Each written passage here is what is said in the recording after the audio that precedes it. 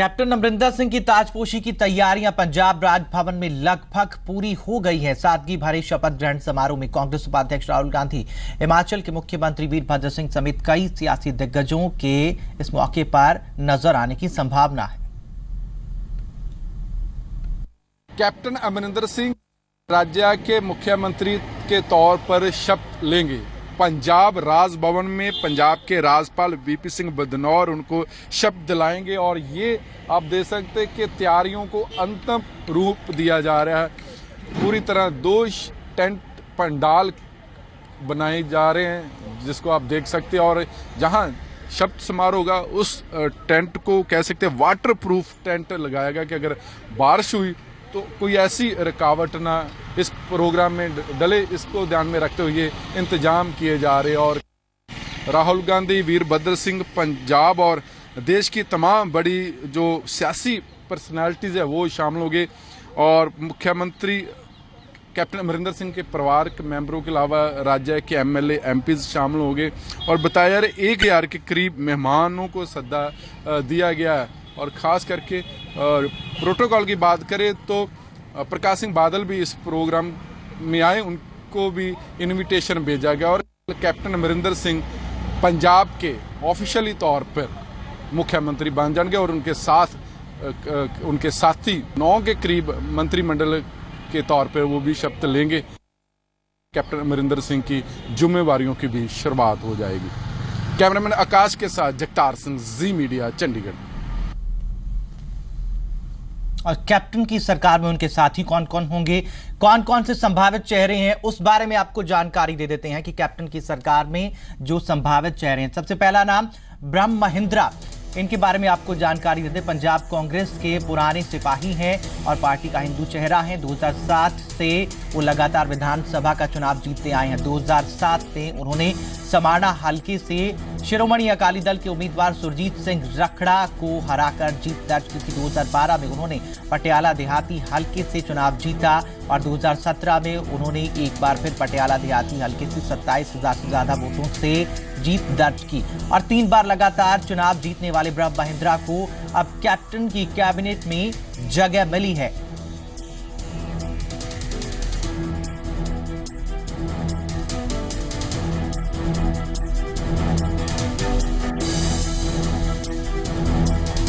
Captain की cabinet में अगला नाम है नवजोत सिंह सिद्धू का। इनकी पहचान एक हरफन मौला नेता की है। अलग अलग क्षेत्रों में इन्होंने नाम कमाया है, अलग पहचान बनाई है।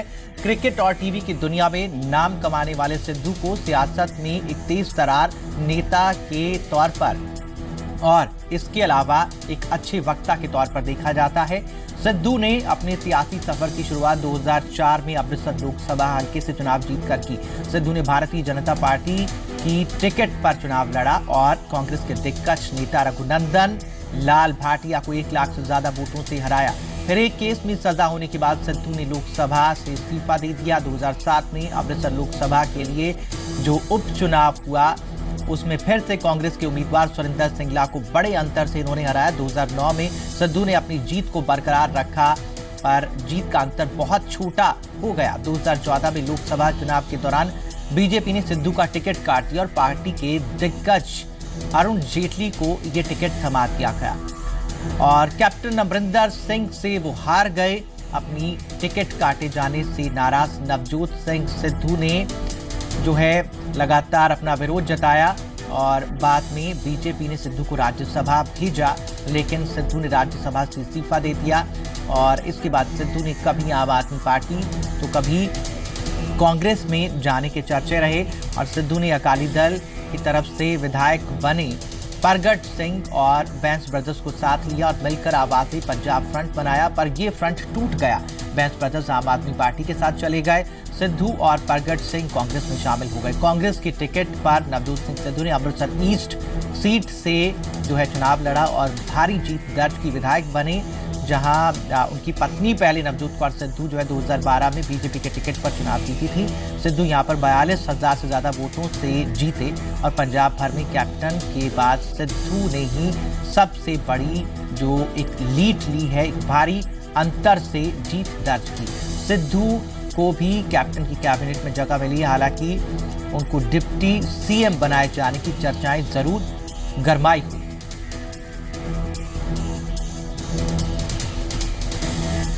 और अब अगला नाम आता है मनप्रीत बादल का। इनके सियासी सफर के बारे में आपको बता देते हैं। कैप्टन अमरिंदर सिंह के साथ मनप्रीत सिंह बादल भी आज मंत्री पद की शपथ लेंगे। मनप्रीत बादल पूर्व मुख्यमंत्री प्रकाश सिंह बादल के भतीजे हैं और मनप्रीत बादल ने अपने सियासी सफर की शुरुआत 1995 में गिद्दड़बाहा हल्के से उपचुनाव जीतकर की।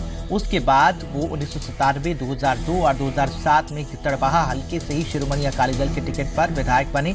2007 और 2010 तक वो सूबे के यानी कि पंजाब के वित्त मंत्री रहे। 2010 में उन्होंने अकाली दल से अलग होकर अपना सियासी पार्टी जो है अपना सियासी दल पीपल्स पार्टी ऑफ पंजाब बनाई और 2012 में उन्होंने वाम दलों और शिरोमणि अकाली दल लौंगोवाल के साथ साझा मोर्चा बनाकर पंजाब विधानसभा चुनाव में उतरे। लेकिन साझा मोर्चा पंजाब में कोई भी सीट जीत नहीं पाया। 2012 में मनप्रीत बादल खुद भी गिद्दड़बाहा और मौड़ मंडी से विधानसभा का चुनाव हार गए। 2014 लोकसभा चुनाव के दौरान उन्होंने कांग्रेस पार्टी के सहयोग से बठिंडा लोकसभा हल्के से कांग्रेस के चुनाव चिन्ह पर चुनाव लड़ा, लेकिन वो शिरोमणि अकाली दल बीजेपी गठजोड़ की उम्मीदवार हरसिमरत कौर बादल से तकरीबन 19,000 वोटों से हार गए और इसके बाद उन्होंने अपनी party People's Party of Punjab का कांग्रेस पार्टी में मर्जर कर दिया, विलय कर दिया। अब 2017 की विधानसभा चुनाव में कांग्रेस उम्मीदवार के तौर पर वो बठिंडा शहरी हल्के से जीत दर्ज करने में कामयाब रहे और कैप्टन की कैबिनेट में उनको जगह मिल रही है। तो इस लिस्ट में अगला नाम है साधु सिंह धर्मसोत का। वो नाभा से जीत कर आए हैं। फिलहाल कांग्रेस पार्टी के वफादार सिपाही और दलित चेहरा हैं साधु सिंह धर्मसोत। 2002 से लगातार विधानसभा का चुनाव जीतते आ रहे हैं। 2002 से 2007 तक साधु सिंह ने अमलोह जो आरक्षित हल्का है वहां से कांग्रेस पार्टी के टिकट पर जीत हासिल की।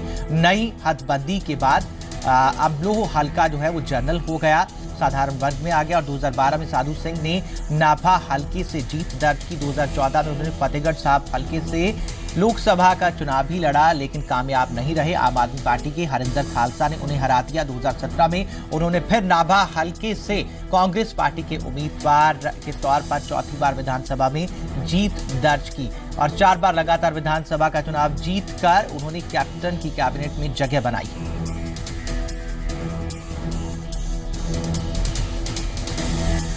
अगला नाम है तृप्त राजेंद्र बाजवा का। कांग्रेस पार्टी के पुराने नेता हैं। उन्होंने अपने सियासी सफर की शुरुआत गुरदासपुर के विधानसभा हल्का कादियां से 1977 में की और सफलता उनको नहीं मिली और 1992 में वो पहली बार कादियां हल्के से विधायक चुने गए। 2002 में वो दोबारा कादियां हल्के से चुनाव जीत कर आए और उस वक्त भी कैप्टन सरकार में उनको वन मंत्री का दर्जा मिला। 2012 में वो गुरदासपुर जिले के फतेहगढ़ चूड़ियां हल्के से कांग्रेस के विधायक चुने गए और उन्होंने अकाली दल के कद्दावर नेता निर्मल सिंह काहलू को हराया। 2017 में एक बार फिर उन्होंने फतेहगढ़ चूड़ियां हल्के से जीत दर्ज की। कैप्टन अमरिंदर सिंह की कैबिनेट में जगह बना ली।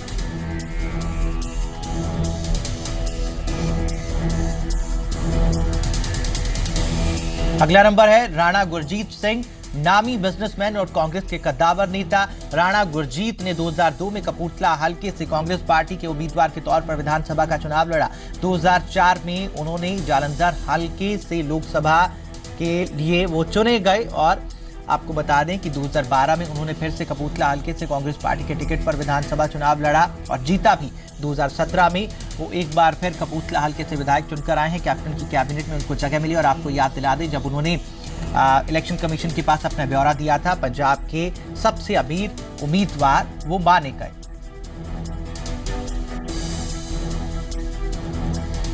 अगला नंबर है चरणजीत सिंह चन्नी का। पंजाब कांग्रेस का दलित चेहरा। चन्नी 2007 से चमकौर साहिब जो आरक्षित सीट है वहां से लगातार चुनाव जीते हैं और चन्नी ने अपने सियासी सफर की शुरुआत 2007 में चमकौर साहिब हल्के से चुनाव जीतकर की थी। चन्नी ने आजाद उम्मीदवार के तौर पर ये चुनाव लड़ा और अकाली दल की बड़ी नेता सतवंत कौर को हराया और इसके बाद चन्नी ने कांग्रेस पार्टी का हाथ थाम लिया। मनप्रीत सिंह बादल के अकाली दल से अलग होने के बाद चन्नी मनप्रीत के साथ चले गए और कुछ ही दिन बाद वो वापस कांग्रेस में आ गए। 2012 में चन्नी ने कांग्रेस पार्टी के उम्मीदवार के तौर पर चमकौर साहिब हल्के से जीत दर्ज की। कांग्रेस ने उनको विधानसभा में सुनील जाखड़ को हटाकर विपक्ष का नेता बनाया। 2017 में उन्होंने लगातार तीसरी बार चमकौर साहिब हल्के से जीत दर्ज की और अब वो कैप्टन की कैबिनेट में नजर आएंगे। पार्टी का अगला महिला चेहरा है अरुणा चौधरी। पंजाब कांग्रेस का दलित चेहरा अरुणा चौधरी ने अपने सियासी सफर की शुरुआत 2002 में गुरदासपुर जिले के हल्का दीनानगर से चुनाव जीतकर की, लेकिन 2007 में बहुत ही कम अंतर से हार गई। 2012 में उन्होंने फिर से दीनानगर हल्के से जीत दर्ज की। 2017 में एक बार फिर उन्होंने दीनानगर हल्के के लोगों ने उनको अपना विधायक चुना है और पंजाब सरकार में महिलाओं को नुमाइंदगी देने के मकसद से उनको कैबिनेट में जगह दी गई है। पार्टी का अल्पसंख्यक चेहरा रजिया सुल्ताना पंजाब कांग्रेस का मुस्लिम चेहरा है और रजिया सुल्ताना पहली बार 2002 में मलेरकोटला से कांग्रेस पार्टी के टिकट पर विधायक बनी। 2007 में मलेरकोटला से रजिया सुल्ताना ने फिर से जीत हासिल की, हालांकि 2012 में उनको हार का मुंह देखना पड़ा। 2017 में उन्होंने फिर से मलेरकोटला हल्के से बड़ी जीत दर्ज की और मुस्लिम चेहरा होने की वजह से महिलाओं को नुमाइंदगी देने के मकसद से रजिया सुल्ताना को कैबिनेट में जगह दी जा रही है। राज्य मंत्री का दर्जा उनको दिया जाएगा।